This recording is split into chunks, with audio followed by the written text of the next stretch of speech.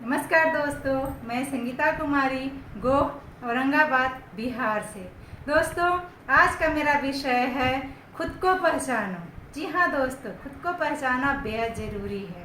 और मेरी लाइफ में भी ऐसा ही कुछ हो रहा था जब मैं अपने आप को नहीं पहचानती थी और मैं फालतू लोगों से बहस कर बैठती थी। झगड़ा होते रहता था, मुझे टेंशन भी होता था कि मैं क्यों उससे बहस करती हूँ, लेकिन मैं अपने आप को पहचानती ही नहीं थी।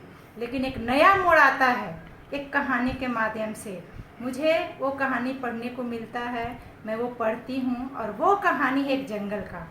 जंगल में कुछ जानवर एक दिन आराम कर रहे थे और उसी आराम करते वक्त क्या होता है कि एक गधा बोलता है कि घास ब्लू होता है, लेकिन समझदार बाघ बोलता है नहीं, घास हरा होता है।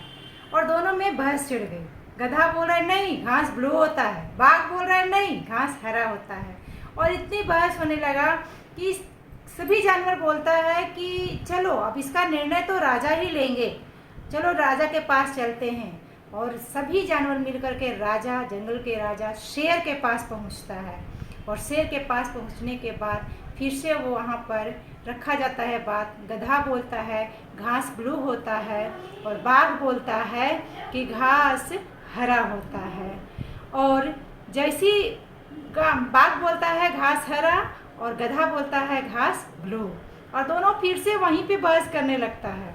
फिर क्या होता है, जंगल के राजा शेर शांत कराते हैं लोगों को, और शांत करा के बोलता है जंगल के राजा शेर कि नहीं, घास ब्लू है। और इतना ही सुनते ही गधा इतना खुशी हो जाता है, इतना खुश हो जाता है कि उसका खुशी का ठिकाना नहीं रहता है। और खुश होकर बोलता है कि मैं बोल ही तो रहा था ना कि घास ब्लू होता है, लेकिन ये बाघ अपने पर डिजिट था कि नहीं, घास हरा होता है। बहुत खुश होता है। फिर गधा पूछता है कि अब तो मैं जीत गया, और जीत गया तो बाघ को क्या करना चाहिए, सज़ा मिलनी चाहिए।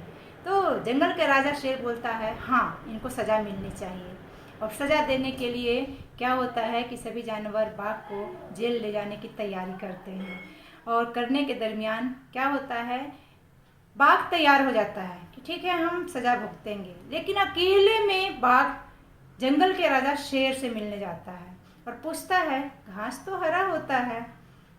शेर बोलता है हाँ, वाकई घास हरा होता है। आपको इसलिए सज़ा नहीं मिल रही है कि घास हरा होता है या ब्लू होता है, आपको सज़ा सिर्फ इसलिए मिल रही है कि आप एक समझदार मंत्री हैं इस जंगल के, और समझदार मंत्री होने के बावजूद भी आप गधा से बहस कर रहे थे।